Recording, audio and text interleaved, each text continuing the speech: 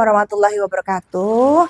Apa kabar semua teman-teman yang berada di rumah, di jalan, di kantor, dimanapun kalian berada, tak doain semoga kalian berbahagia selalu. Dan saya juga mau ngucapin terima kasih sudah selalu mensupport channel YouTube Feni Rama Official. Dan terima kasih telah mendukung TikTok saya, IG saya. Pokoknya doa yang terbaik buat kalian. Kobul doa dan kobul hajat. Makasih banyak ya. Oke, malam ini, hari ini, siang ini saya akan membahas sesuai dengan pertanyaan teman-teman semua yang ada di manapun berada ya. Jadi kan banyak yang masuk ke DM saya, terus banyak juga yang komentar, banyak juga yang ada juga yang masuk ke DM TikTok, DM IG, terus email. Nah, ini bertanya kepada saya, minta saya untuk speak up gitu. Ya udah, saya mengikuti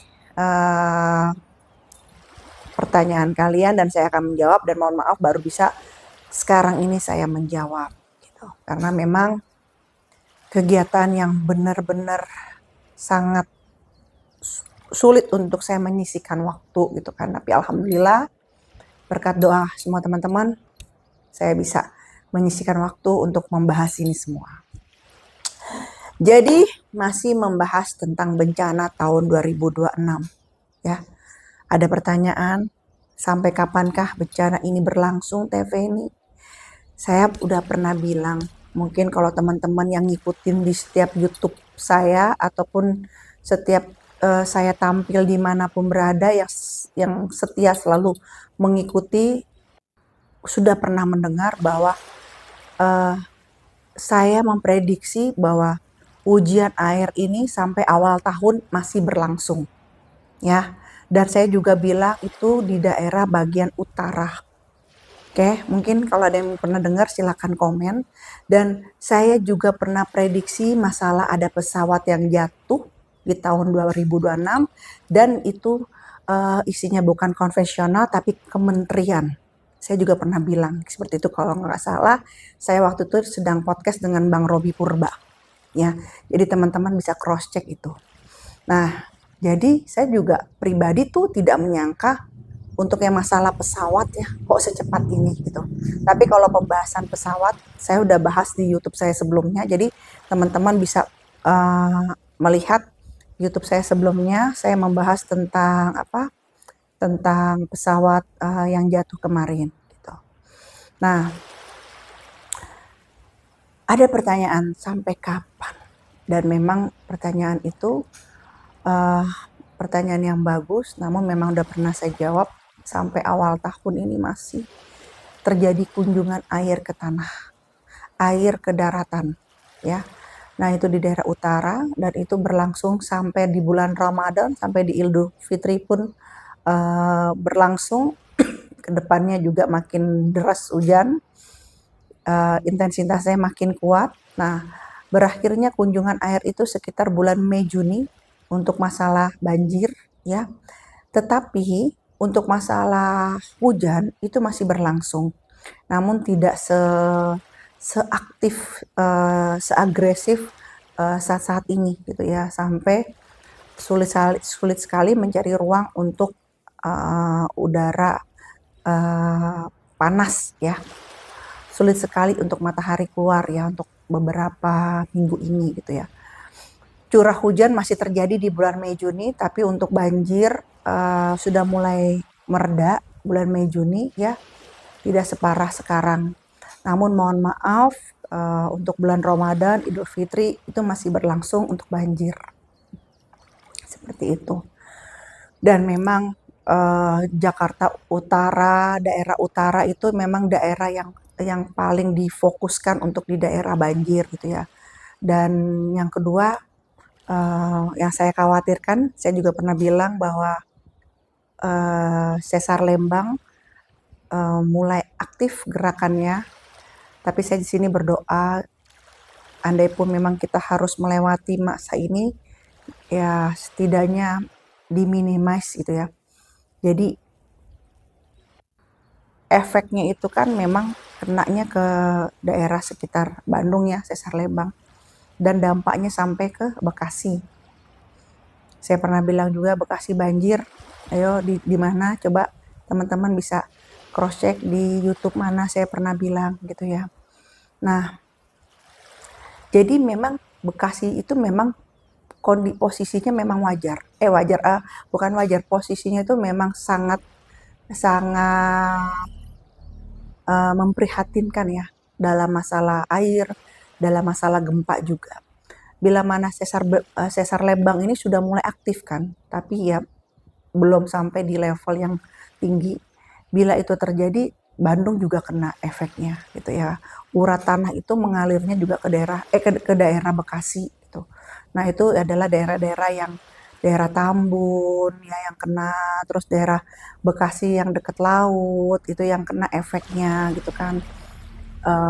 Dan ketika saya menyampaikan ini kepada teman-teman, ambil positifnya gitu. Maksudnya jangan jangan jadi ketakutan yang juga yang berlebihan, tapi minimal kita jadi rapih dalam menata keluarga kita gitu. Dan kita tahu apa yang harus kita perbuat gitu. Ambil positifnya aja. Dan bila bencana alam terjadi gitu kan, memang ketika saya menyebutkan nama daerahnya itu ya, bukan niat untuk menjatuhkan kepemimpinan di daerah sana. Namanya bencana alam gitu kan. Nah, bencana alam itu kan tidak jalurnya itu tidak bisa di apa? Di maksudnya tuh dibatasi gitu loh. Dia memang menunjukkan kekuasaannya. Itulah kenapa saya selalu bilang, ayo kita hormati alam semesta jagat raya. Ayo kita hormati alam, unsur alam. Karena apa? Semakin kamu menunjukkan aku kamu dari sisi teknologi sebagai manusia dengan kesombongan dan keangkuhan, cenderung malah menantang alam gitu ya, dengan kesombongan menantang alam, justru alam akan menunjukkan kekuasaan Tuhan di hadapanmu. Dengan janji-janji apa gitu, bahwa daerah ini tidak akan terkena banjir, bahwa daerah ini akan selamat gitu kan. Semakin kalian bersuara seperti itu, semakin alam semesta akan menunjukkan kekuasaan Tuhan.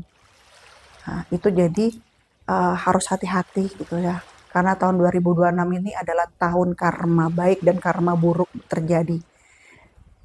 Kalau dulu kita misalnya kita melakukan suatu karma buruk, mungkin dibalasnya nggak langsung hari ini atau minggu ini atau bulan ini, tapi 2026 itu terjadi seperti kita umroh. Kita melakukan sesuatu, langsung balasannya kontan. Seperti itu. Tahun 2026 ini adalah tahun di mana orang yang dizolimi naik. Tahun di mana orang dizolimi ini bahagia.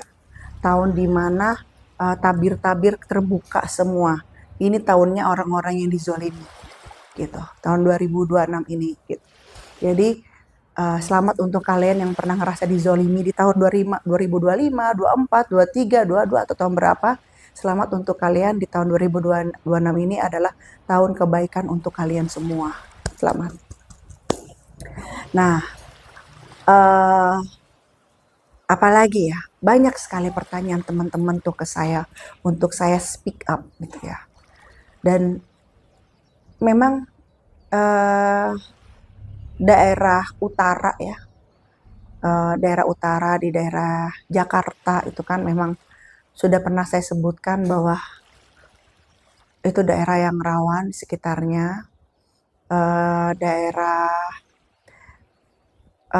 kawasan yang membangun kota di dalam kota ya, di daerah tidak jauh dari Soekarno-Hatta, itu juga akan kena dampak dari air. Air akan mengunjungi ke daerah kalian. Itu efek dari tekanan tanah yang udah begitu berat, sehingga air mencari jalannya sendiri. Air ngerasa dia mempunyai hak di tanah ini, di bumi ini. Nah, karena itu tahun ini dia mencari jalannya sendiri. Karena ya kita nggak pernah bisa membendung air. Apalagi kalau jalannya itu ternyata ditutup atau jalannya itu diperkecil sehingga dia akan mencari jalannya sendiri karena tekanan dari laut itu begitu besar.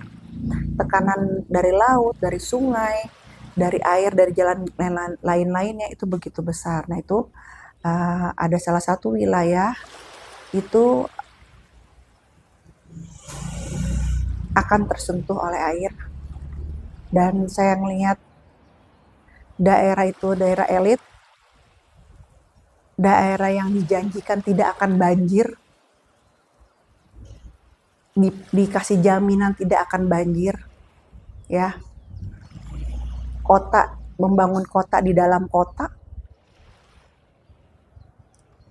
Setiap saya berjalan di sana, saya sejujurnya saya takut karena saya melihat suatu air yang besar di sana. Nah itu 2026 itu akan terjadi. Ya saya anggap omongan saya ini bukan ada niat untuk mematikan marketing atau mematikan bisnis, tidak. Tapi jika orang bijak ya, dia akan mengambil hal positifnya. Apa yang harus dia lakukan, itu sih. Kalau persepsi saya gitu ya. Namun kalau seandainya diambil dari sisi yang negatif, ya itu juga saya sangat menyesalkan gitu loh. Nah, saran saya jangan pernah menantang alam. Dan jangan pernah merasa aku karena teknologimu bisa menghandle alam semesta dan air. Tidak. Ya. Nah, selanjutnya ada pertanyaan. Teh apa benar teh Indonesia akan gelap? Apa benar kita akan mati lampu secara menyeluruh? Apa benar kita akan seperti manusia, intinya manusia kelaparan yang kehilangan kebutuhan makanan, akan sulit mendapatkan kebutuhan makanan? Jawaban saya tidak.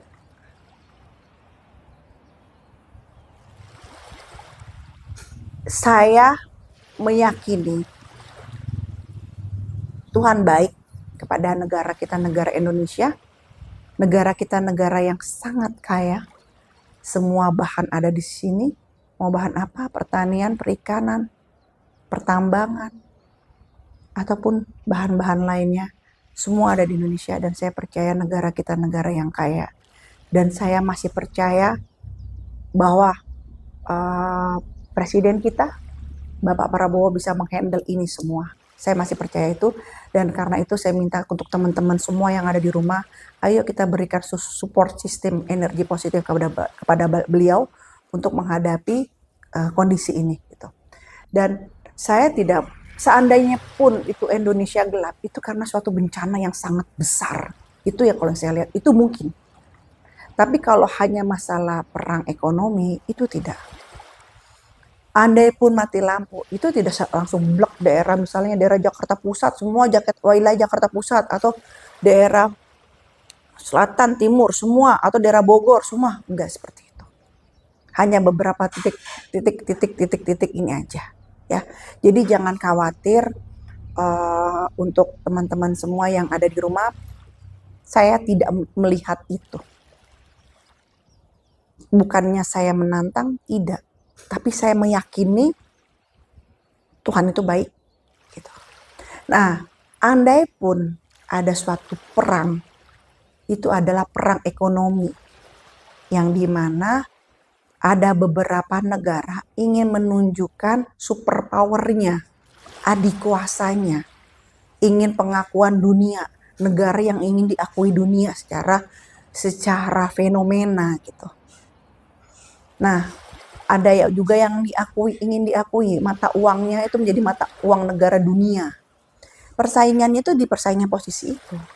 Jadi, andai pun ada impact ke Indonesia, itu adalah hubungannya ke masalah investasi atau ke masalah obligasi, ke nilai mata uang atau pasar modal, ya berupa surat berharga, ya. Tapi bukan impact kayak peperangan yang terjadi tembak-tembakan atau bagaimana gitu ya, kayak perang dunia keberapa. Saya tidak melihat itu. Karena juga banyak pertimbangkan kalau sampai itu terjadi, yang dirugikan semua dunia. Kalau sampai itu terjadi, jadi mereka juga akan berpikir, gak akan mau lah, orang udah tahu bahwa perang itu tidak enak, logika, terus dia mau melakukan perang seperti kayak dulu lagi, sedangkan hidup maju ke depan, itu juga pasti dipertimbangkan. Gitu. Jadi andai pun ada perang, itu perang ekonomi. Dan itu perang itu bukan berlaku untuk negara Indonesia saja. Ya, tapi negara-negara yang ingin menunjukkan super powernya, adik kuasanya, mata uangnya ingin diakui di dunia, kekuatannya dari segi maritim, dari segi bisnis, ya, dari segi apa peraturan-peraturan. Jadi perang itu berlaku seperti itu. Itu yang saya lihat tahun 2026. Ya, tapi kalau untuk yang signif seperti sampai peperangan, sampai kita harus susah makan atau terjadi mati lampu gelap total atau wifi atau hilang total semua, bismillah saya yakin Indonesia tidak akan di posisi itu. Allah akan melindungi kita. Itu saya masih yakini, ya. Nggak salah dong kalau saya meyakini itu. Kalau di luar sana ada yang bilang seperti itu, monggo, terserah, up to you. Tapi ini versi saya meyakini itu tidak akan terjadi. Bismillah. Ya. Nah, ada lagi yang nanya, apa yang harus kita lakukan teh untuk ke depan, untuk agar kekacauan itu tidak terjadi. Jadi gini teman-teman yang kusayangin ya, jangan pernah membenturkan, jangan mau dibenturkan ada provokasi-provokasi antara budaya dengan agama. Kita membutuhkan dua-duanya. Ya. Hukum kita juga terbentuk dari hukum adat. Hukum adat yang berlaku apa? Diambil lalu dirangkum. Hukum sosial. Oke. Nah, itulah sebabnya tidak bisa dibenturkan. Negara kita negara berbudaya dan itu terkenal sampai manca luar. Justru ini adalah kelebihan dari negara kita, eksotis dengan berbagai macam aneka budaya. Dan itu bisa mendatangkan sebuah investasi besar untuk negara Indonesia, income, ya. Jadi tolong jangan mau dibenturkan, diadu domba, diprovokasi. Itu bukan lagi bicara budayawan. Itu bukan lagi bicara tentang agama. Itu personal, kepentingan personal masing-masing orang. Kalau kalian bilang, tidak, kalian tidak bisa bohong dengan hati kecil kalian. Itu bukan masalah tentang kamu budaya apa, kamu agama apa, tapi untuk kepentingan pribadi kamu. Itu yang terjadi.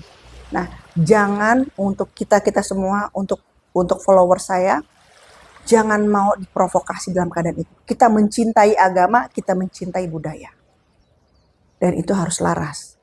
Budaya datangnya adat istiadat, cara kita penghormatan dari lingkungan. Kalau kita belajar sosiologi, pertama kali lingkungan dari mana? Lingkungan keluarga, lingkungan masyarakat. Iya dong.